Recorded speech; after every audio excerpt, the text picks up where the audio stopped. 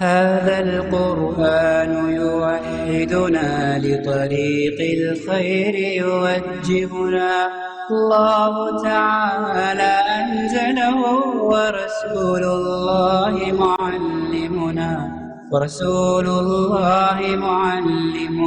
هذا القرآن يوحدنا لطريق الخير يوجهنا الله تعالى أنزله ورسول الله معلمنا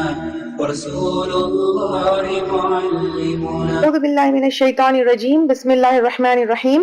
إن الحمد لله تعالى نحمده ونستعين به ونستغفره ونعوذ بالله من شرور أنفسنا وسيئات أعمالنا من يهده الله فلا مضل له ومن يضلل فلا هادي له وأشهد أن لا إله إلا الله وحده لا شريك له وأشهد أن محمدا عبده ورسوله صلی اللہ علیہ وسلم. تمام تعریفیں اللہ کے لیے ہے، ہم اس کی تعریف کرتے ہیں اور اس سے مدد اور معافی طلب کرتے ہیں. ہم پناہ مانگتے ہیں اللہ عز و جل کی خود کی برائیوں سے اور تمام برے کاموں سے. جسے بھی اللہ کی ہدایت ملے اسے کوئی گمراہ نہیں کر سکتا اور جسے اللہ نے گمراہ کیا اسے کوئی ہدایت نہیں دے سکتا. ہم گواہی دیتے ہیں کہ عبادت کا حقدار صرف اللہ ہے اور کوئی اس کا شریک نہیں، اور گواہی دیتے ہیں کہ محمد صلی اللہ علیہ وسلم اللہ تعالیٰ کے بندے اور رسول ہیں، اور اللہ اپنی سلامتی بھیجے اپنے آخری نبی پر، ان کے اہل و عیال پر اور ان کے صحابہ پر. جو بھی حق میں آپ لوگوں کے سامنے بیان کروں اللہ تعالیٰ کی طرف سے، اور اگر مجھ سے کوئی غلطی یا کوتاہی ہو جائے تو میری طرف سے اور شیطان کی طرف سے.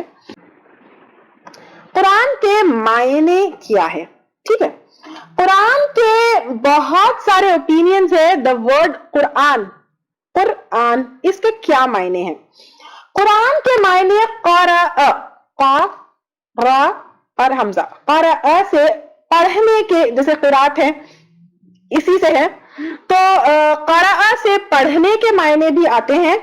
یعنی قرآن پڑھی جانے والی کتاب ہے، کیونکہ اگر آپ دیکھیں کہ دنیا میں سب سے زیادہ پڑھی جانے والی کتاب اگر کوئی ہے تو کون سی ہے؟ قرآن ہے. لیکن افسوس کے ساتھ اس کے ساتھ یہ بھی ایڈ کرنا پڑتا ہے کہ سب سے زیادہ بغیر سمجھ کے پڑھنے والی کتاب بھی قرآن ہے.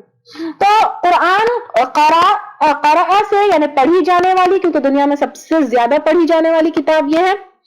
ایک معنی اس کے یہ ہے. تو پہلے معنی قرآن کے یہ ہے کہ پڑھی جانے والی.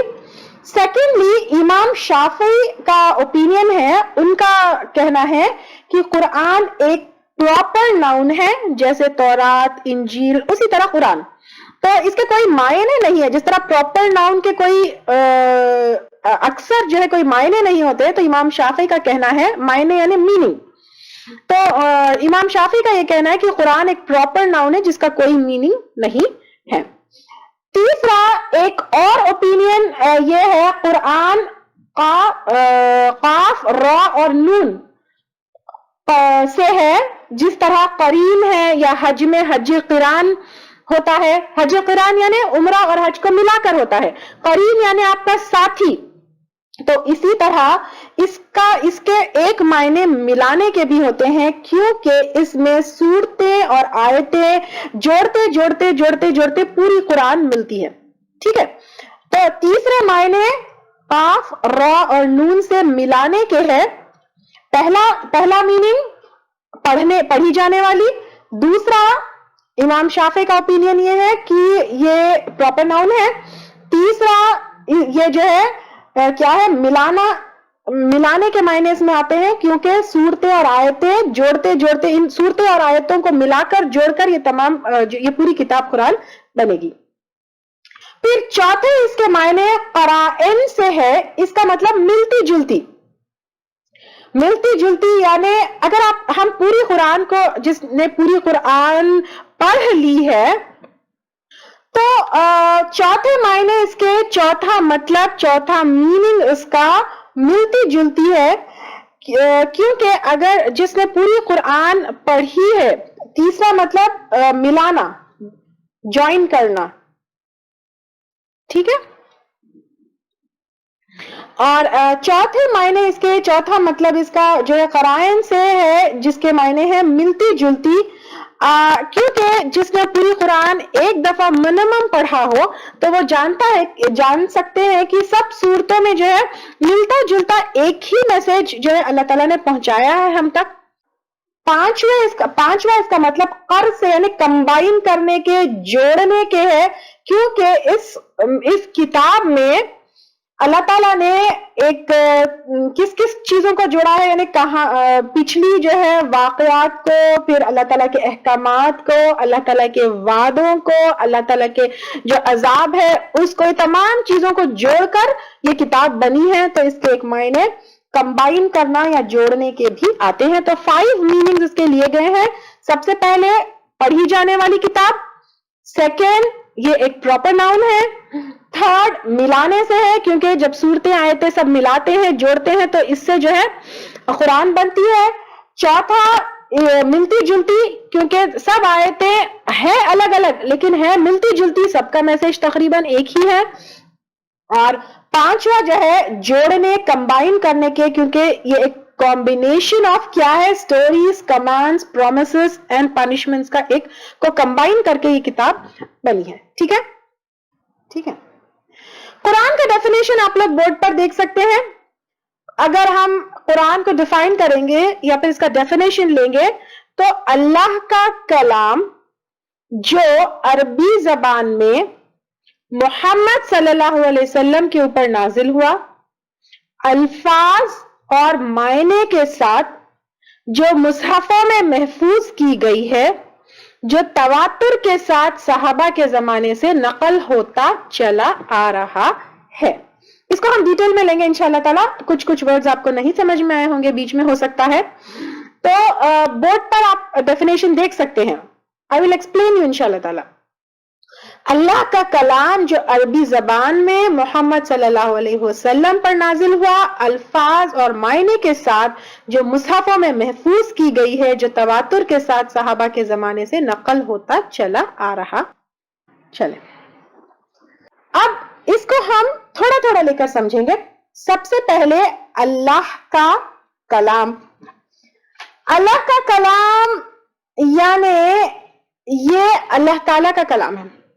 یہ نہ آپ صلی اللہ علیہ وسلم کی بات ہے، کلام بات، ٹھیک ہے. تو نہ جبرائیل علیہ السلام کی بات ہے، نہ کسی سے آپ صلی اللہ علیہ وسلم سیکھ کر آئے، نہ جو ہے کسی اور کتاب سے کاپی کی گئی ہے، بٹ ایگزیکٹلی اللہ تعالیٰ کے یہ ورڈز ہیں. سیکنڈلی اللہ تعالیٰ کا جو ہے یہ کلام ہے تو اس کو ہم انسان کے کلام سے کمپیئر نہیں کرنا چاہیے، ٹھیک ہے. کیونکہ اللہ تعالیٰ کی ہر صفت، اگر ہم کہتے ہیں کہ اللہ تعالیٰ جیسے اللہ تعالیٰ بصیر ہے، دیکھنے والے ہیں، لیکن اللہ تعالیٰ کے دیکھنے میں اور انسان کے دیکھنے میں بہت زیادہ فرق ہے. بہت کیا، بالکل ہم کمپیئر ہی نہیں کر سکتے، کیونکہ لیس کمثلہ شیء، اللہ تعالیٰ کی طرح کوئی چیز نہیں، ہم اللہ تعالیٰ کو کسی چیز سے کمپیئر نہیں کر سکتے ہیں. اسی طرح اللہ تعالیٰ کے کلام کو بھی ہم کسی اور چیز سے کمپیئر نہیں کر سکتے ہیں. اور جو ہے عربی زبان میں تو قرآن جو ہے عربی زبان میں نازل ہوئی ہے، تو قرآن عربی زبان میں ہی ہوگی. تو جیسے وَهَذَا لِسَانٌ عَرَبِيٌّ مُبِينٌ اور إِنَّا أَنزَلْنَاهُ قُرْآنًا عَرَبِيًّا، تو اللہ تعالیٰ نے قرآن کو عربی زبان میں نازل کیا ہے. تو اس سے یہ پتہ چلتا ہے کہ قرآن کی جو ٹرانسلیشنز ہوتی ہے، یوزلی جو ہم پڑھتے ہیں، جو ریڈ کرتے ہیں انگلش میں یا اردو میں یا پھر تمل میں یا کوئی بھی اور زبان میں جو ہم قرآن کا ٹرانسلیشن پڑھتے ہیں، that is not Quran, that is translation of Quran یا ترجمہ آف قرآن. قرآن جو ہے وہ صرف اور صرف عربی زبان میں ہی ہے، ٹھیک ہے. تو اس سے کیا کلیئر ہے؟ قرآن کسے کہیں گے ہم؟ جو عربی زبان میں ہے وہ قرآن کہیں گے. اگر آپ ٹرانسلیشن پڑھ رہے ہیں، ٹھیک ہے، فار ایگزامپل آپ قرآن کا ترجمہ پڑھ رہے ہیں، ٹرانسلیشن پڑھ رہے ہیں، تو اگر آپ سے کوئی پوچھے کیا کر رہے ہو تو یو ول ناٹ سے میں قرآن پڑھ رہی تھی، آپ کہیں گے کہ میں قرآن کا ترجمہ پڑھ رہی تھی. لیکن اگر آپ قرآن عربی زبان میں پڑھ رہے ہیں تو جب آپ کہیں گے کہ میں قرآن پڑھ رہی تھی. Got it? اب کیا قرآن میں عربی زبان کے علاوہ پر کوئی اور زبان کے ورڈز یا الفاظ بھی کا یوز کیے گئے ہیں؟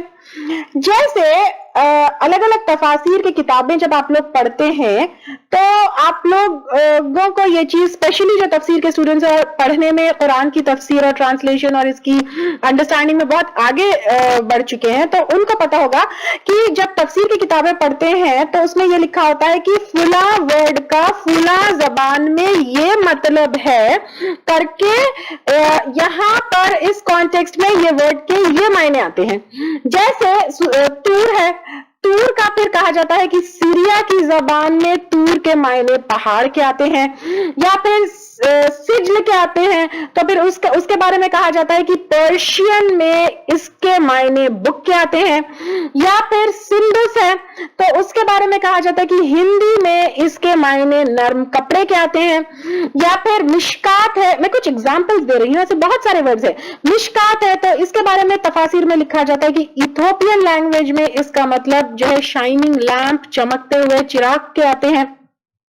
تو ایسے بہت سارے ورڈز آپ کو قرآن میں ملیں گے، اور قرآن کی تفاسیر میں اسپیشلی کچھ ڈیفیکلٹ ورڈز کو جو ہے الگ کر کے اس کے ایکسپلینیشن میں یہ دیا جاتا ہے کہ یہ فلاں ورڈ کا فلاں زبان میں یہ معنی ہے. تو جب آپ تفسیر کی کتابیں کھول کر دیکھیں گے آپ کو اس طرح کا ایکسپلینیشن ملے گا کہ یہ ورڈ کا فلاں زبان میں یہ معنی ہے. اب یہاں تو ڈیفینیشن میں بتایا جا رہا ہے کہ اللہ کا کلام جو عربی زبان میں ہے، تو پھر کوئی اور زبان میں اس کے معنی کیوں بتائے جاتے ہیں قرآن کی جب تفسیر ہم پڑھتے ہیں؟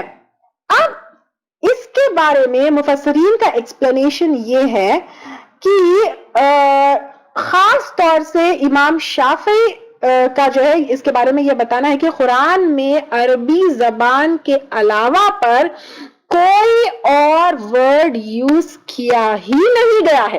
ٹھیک ہے، اور قرآن میں خود قرآن کے بارے میں یہ بتایا گیا ہے کہ عربی زبان کے علاوہ پر قرآن میں کوئی اور لینگویج کا ورڈ یوز کیا نہیں گیا ہے. پھر تفاسیر میں یہ کیوں بتایا جاتا ہے کہ فلاں ورڈ کا فلاں زبان میں یہ معنی ہے؟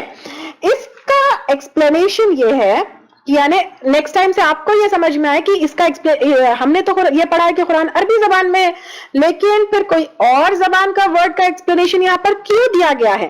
ٹھیک ہے، تو اس کا ایکسپلینیشن یہ ہے کہ قرآن کا ورڈ عربک اوریجن کا نہیں ہے، لیکن ٹھیک ہے، اس کو اچھی طریقے سے آپ سمجھیے، قرآن کا جو ورڈ جس کا ایکسپلینیشن ہم کہیں کہیں ڈیفیکلٹ ورڈز کے پڑھتے ہیں تفاسیر میں، تو اس کا ورڈ جو ہے اس کا اوریجن عربک لینگویج نہیں ہے، لیکن at the time of revelation Quran کے نزول کے وقت it was a part of Arabic and was also known by Arabs and also used by Arabs.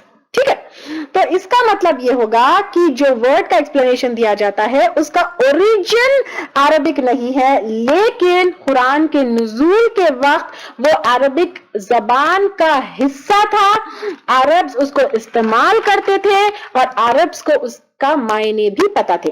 اس کا ایگزامپل میں ایسے دوں گی، کئی ایسے ورڈز ہوتے ہیں، جیسے اگر آپ انگلش میں بینگل لیں، بینگل جو ہے انگلش ورڈ نہیں ہے، اس کا اوریجن ہندی کا جو ہے بنگری یا جو چوڑی کو جو بنگری کہتے ہیں اس کا اوریجن ہندی سے ہے. اسی طرح انگلش میں بنگلو اگر ہم لیں گے تو اس کا اوریجن آپ اردو یا ہندی کا بنگلہ ہے.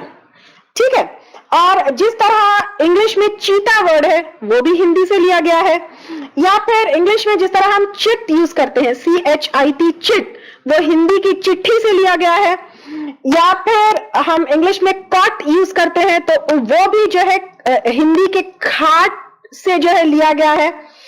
پھر انگلش میں جنگل ہوتا ہے تو جنگل وہ بھی انگلش ورڈ نہیں ہے، ہندی کا جو ہے ورڈ ہے جو انگلش میں بھی استعمال کیا جاتا ہے. جیسے پنچ، مکہ مارتے ہیں تو پانچ سے پنچ ہے، उसी तरह बहुत सारे ऐसे वर्ड्स हैं तो जो इंग्लिश में है, इंग्लिश में यूज किए जाते हैं, अ पार्ट ऑफ इंग्लिश है लेकिन उसका ओरिजिन हिंदी या कोई और लैंग्वेज होता है। तो उसी तरह अरबी जबान में भी कई ऐसे वर्ड्स हैं जिसका ओरिजिन कोई और लैंग्वेज होता है लेकिन it is a part of Arabic, वो अरबिक जबान में इस्तेमाल किया जाता है, वो अरब्स को नोन होता है, अरब्स उसको यूज करते हैं, वही वर्ड्स कुरान में है।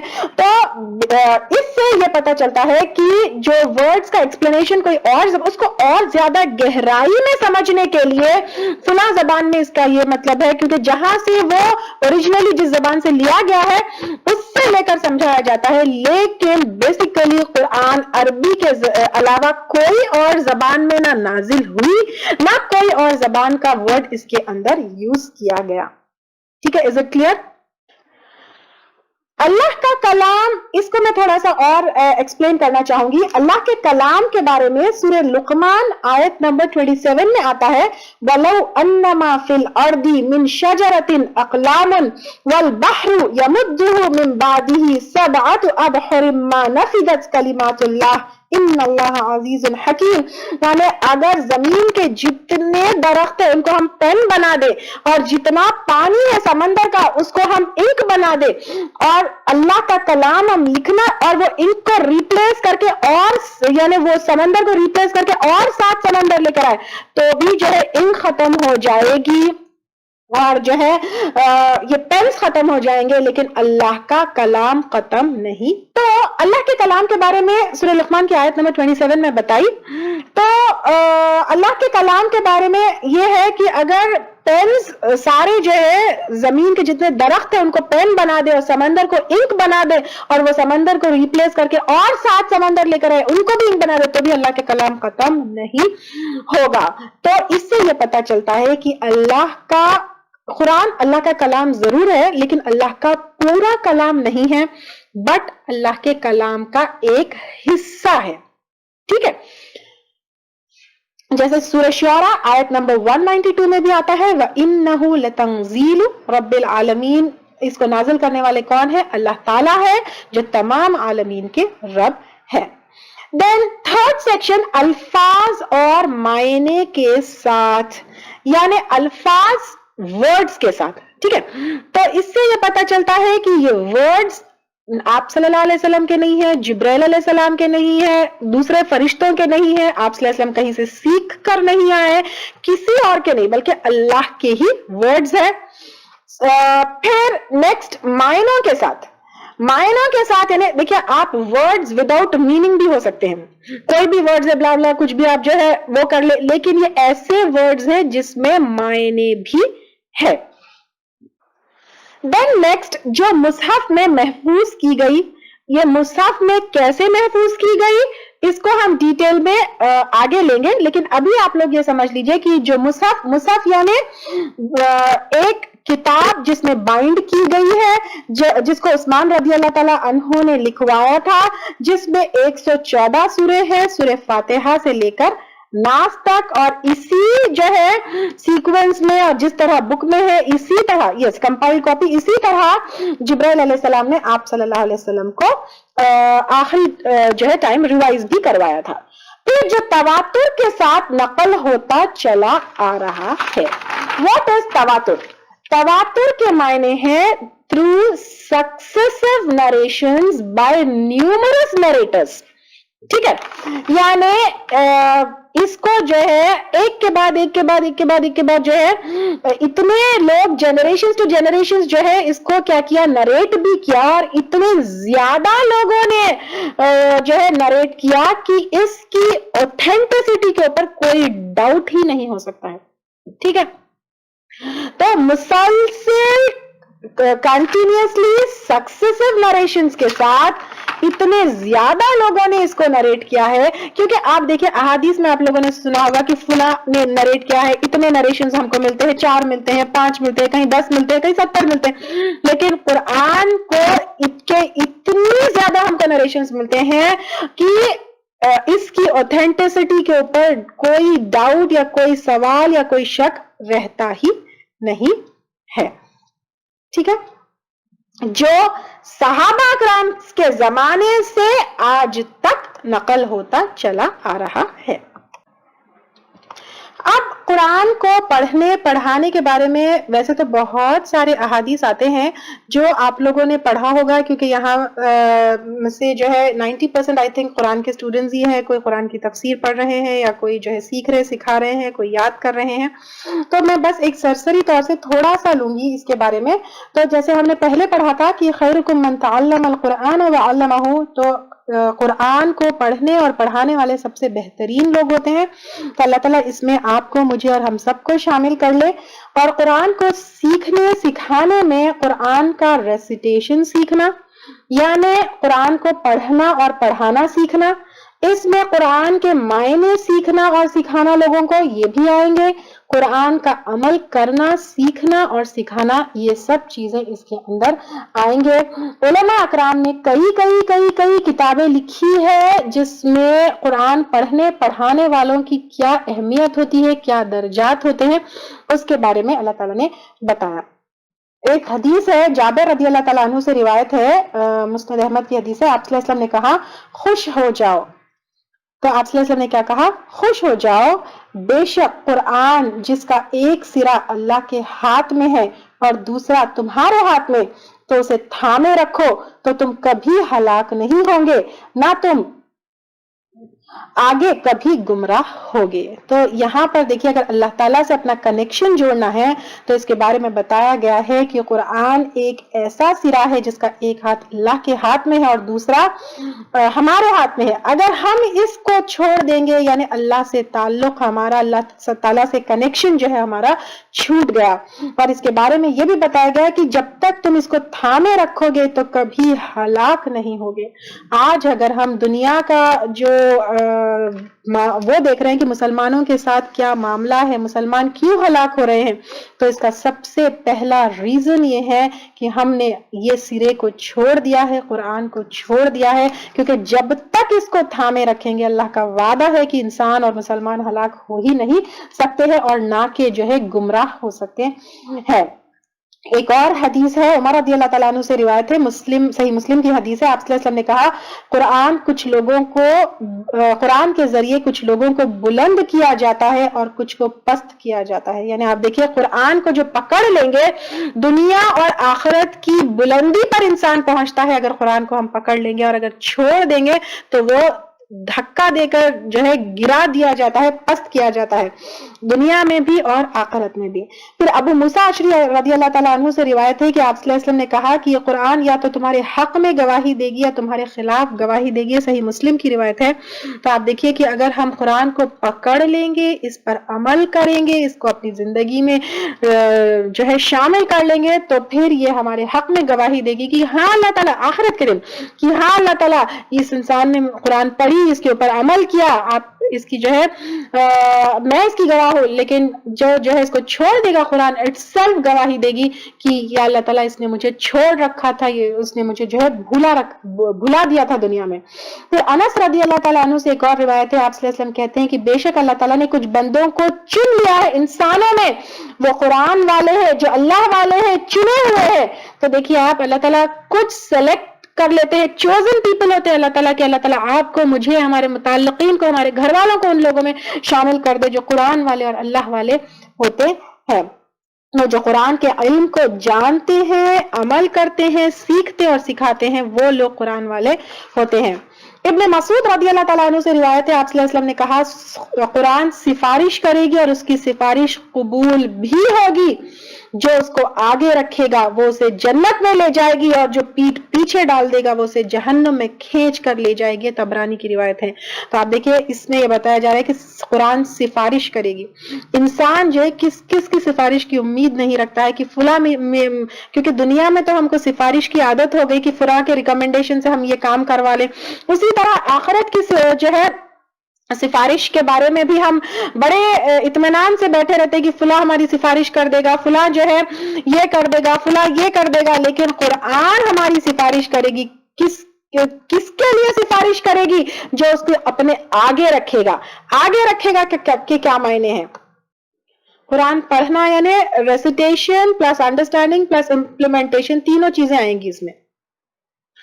تو قرآن کو جو آگے رکھے گا یعنی قرآن کو تمام چیزوں سے پہلے اس کی اہمیت کو آگے رکھے گا تو اس کے لیے سفارش کرے گی اور اس کو جنت میں لے جائے گی. ہم میں سے کون ایسا انسان ہے جو جنت میں نہیں جانا چاہتا ہے؟ ہر کوئی جنت میں جانا چاہتا ہے.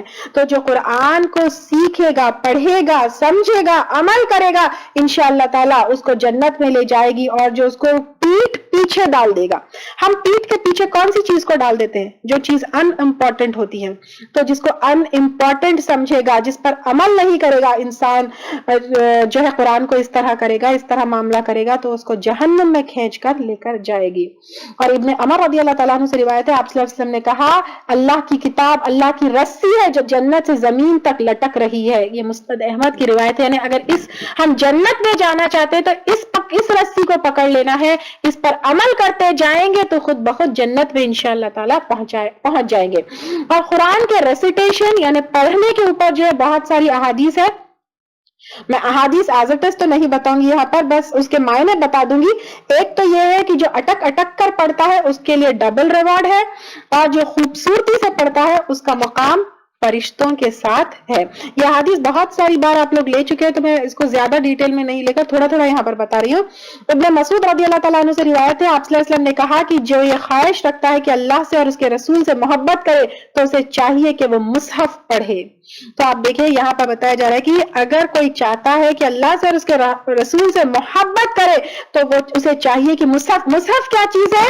پورے 30 پارے ایک جلد میں فزیکلی بائنڈ جو ہے اس کو مصحف کہتے ہیں. تو پوری قرآن ہمیں پڑھنا چاہیے. اگر ہم کو اللہ سے اور اللہ کے رسول سے محبت ہے تو صرف سورہ یاسین پڑھ لیے یا فلاں سورہ پڑھ لیے، سورہ فتح پڑھ لیے، سورہ یہ پڑھ لیے، سورہ وہ پڑھ لیے تو انف نہیں ہے. پوری قرآن سے جو ہے ہمیں پڑھنا چاہیے. پھر ایک اور حدیث کا مفہوم یہ ہے کہ دو چیزوں میں حسد جائز ہے. ایک یہ جس کو اللہ تعالیٰ نے قرآن اچھا پڑھنا سکھایا ہے اور وہ دن رات اس کو پڑھتا ہے، اس سے ہم حسد کر سکتے ہیں. دوسرا حسد یعنی ہم خواہش کرنا چاہیے کہ اللہ تعالیٰ وہ ہمیں بھی جو ہے عطا کرے، اس کو حرص اس کی بھی ہونا چاہیے. اور دوسرا جس کو اللہ تعالیٰ خوب نعمتوں سے نوازے اور اس کو وہ اچھے کاموں میں خرچ کرے. پھر وہ حدیث بھی آپ نے کئی بار پڑھی ہوگی کہ پڑھتے جاؤ اور جو ہے درجے اپنے بلند کرتے جاؤ. یعنی جتنی قرآن ہم حفظ کریں گے، یاد کریں گے، پڑھیں گے تو جتنا ہم سے کہا جائے گا تم کو جتنا یاد ہے پڑھتے جاؤ اور اپنے درجے جنت میں اور آخرت میں بلند کرتے جاؤ.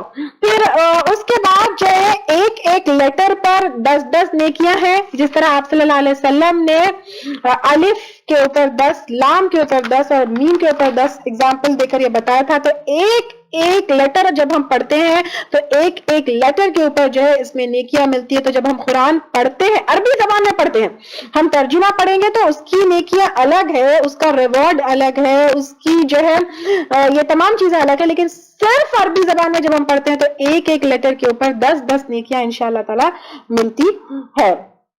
پھر ایک اور جو ہے بہقی کی روایت ہے کہ آپ صلی اللہ علیہ وسلم نے کہا قرآن ایسے چمڑے میں بند ہے تو اس کو اللہ کبھی بھی جہنم میں نہیں جلائے گا. یعنی اگر قرآن ایسے چمڑے میں بند ہے، یعنی اگر انسان کا چمڑا اس کے اندر حفظ ہے، یعنی کسی انسان کو پوری قرآن حفظ ہے تو اللہ تعالیٰ اس انسان کو کبھی بھی جہنم میں نہیں جلائے گا. تو اللہ تعالیٰ آپ کو مجھے ان لوگوں میں شامل کر دے. اور یہ جو بہت سارے لوگ حفظ کے مقصد سے جڑے ہوئے ہیں تو اس کے لیے اللہ تعالیٰ ہمیں کامیابی عطا کر اور یہ ہمارے لیے پاسبل کر کہ پوری قرآن ہم اپنے اندر محفوظ کر سکے تاکہ اللہ تعالیٰ جو ہے ہم کو جہنم کی آگ سے بچائے اور اللہ اس سے راضی ہو جائے.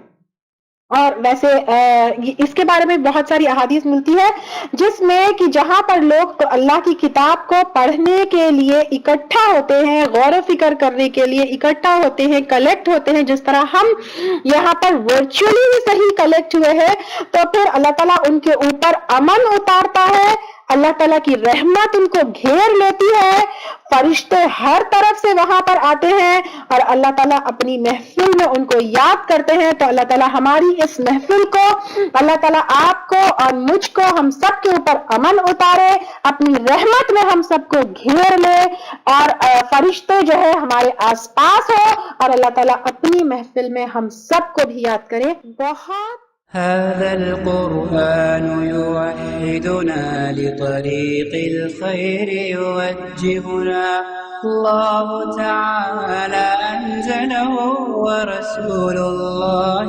معلمنا هذا القرآن يوحدنا لطريق الخير يوجهنا الله تعالى أنزله ورسول الله معلمنا